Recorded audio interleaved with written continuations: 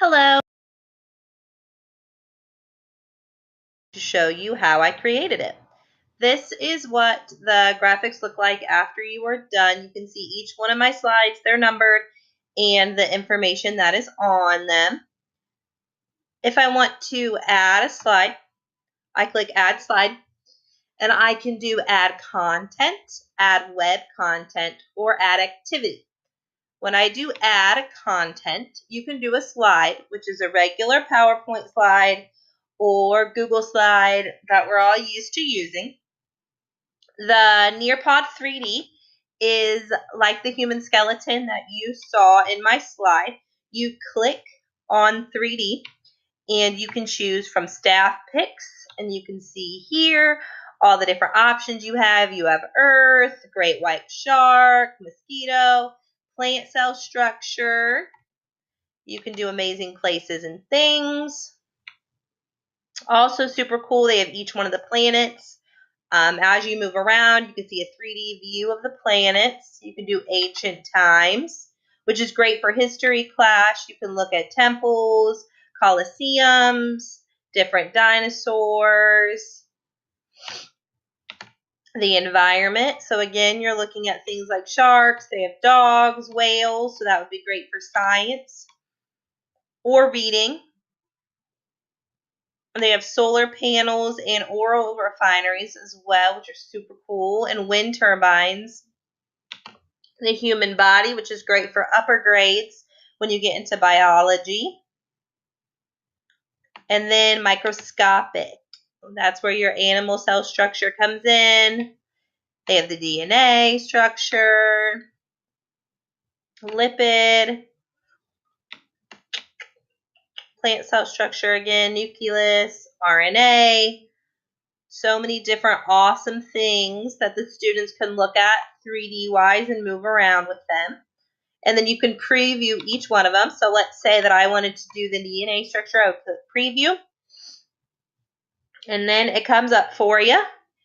And you can just move all around it. If you click in on it a few times, it'll stay focused on one certain part.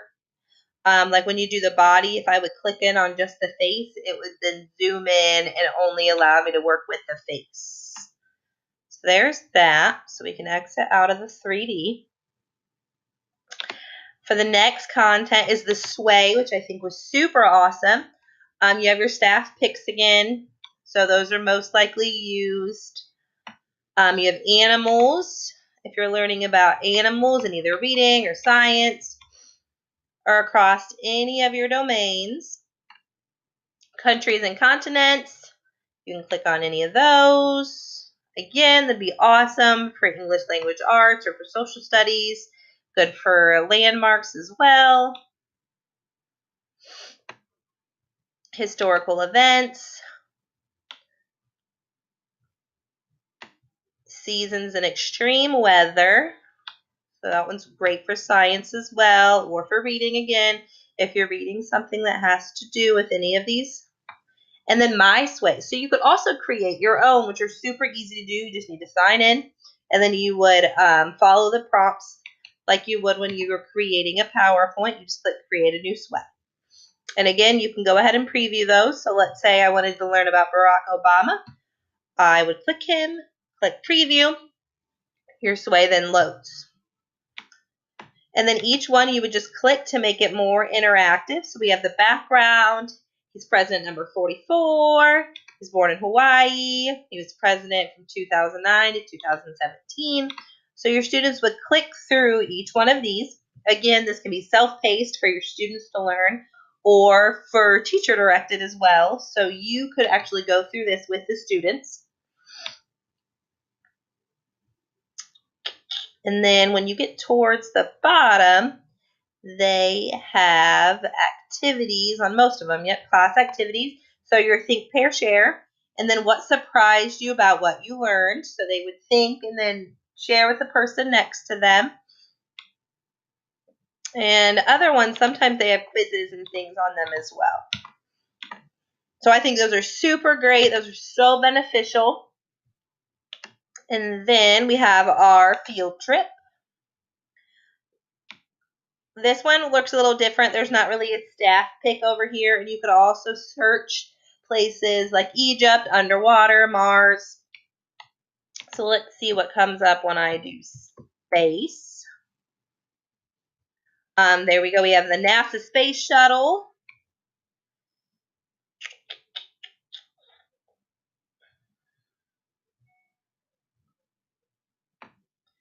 So if students are interested in that, they also have the Space Museum.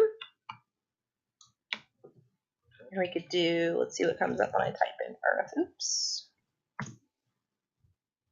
Earth Day Celebration 2012. There's a bunch of different things. This one is a little different just the way you search it, because you might not get exactly what you're searching for, but it's great when you're looking up different places that maybe your students have never been. Like here we have Egypt. Earlier I did Times Square. Some of our students may never get a chance to see those places, so it's super awesome for us to be able to give them a little picture of what it looks like. This is really cool. They have an anemone reef. Students could have a 360 view on, so they can move around, look at what they see. This would be great for creative writing as well for the students, and just to let them explore and be engaged in what they're learning. So I'll go back on that one. I think that's all with the content. You can do slideshow. And then again, you can add a video, audio, PDF, or you can even live stream your Twitter. Add web content. In my second slide, as you see, it sends you straight to the website. All I did is in this URL, typed in nearpod.com, and it made the slide the actual website. So you could do your school website, a learning website that you do. If you do EdConnect or Google, you could just type that in and it'll send them straight to an assignment or a web page that you want them to look at and explore. And then add activity. This is the open-ended question. Super simple. You just type in your open-ended question and push save, and it'll make the slide for you. Then you can do poll. You click on your poll, write in your question right here. This is if you're going to add reference media, and it's not available on iOS app yet. So if you're doing this off the app, which you can create these on your iPad or your iPhone, you just wouldn't be able to add the reference materials. You just write in your poll here. So mine, I think, was, would you use this in the classroom? So I just typed that into question, and then either yes or no, and then you could add multiple answers. You could also, there's an app on here where you can put in the right answer if you're doing a quiz or something, and it is self-paced. You can just click let students view answers, and then they can self-assess themselves as they go through their self-paced lesson. Here's the quiz option. Same setup. You type in your quiz title. I didn't do a quiz title because I just did one question. You add more answers right here, and then add a question there. And then just click save, and it makes a whole slide for you of just that. Draw it was super cool. It's great for kindergarten age or younger ages. You can put an actual empty template in here, and if they're working with an iPad, they can actually write in these blanks. They can put things. I saw one earlier that said write your name, and they could practice writing their names. I saw a slide that went over just letter A, and they had to draw something that had to do with the letter A. It was super awesome. Next one is collaborate, which is what my last slide looked like, which I thought was super awesome as well. You can choose any of the templates, type in your topic and the description of what you want them to collaborate about. And then everybody who views it just types on in, and it'll show at the end as everybody is collaborating together.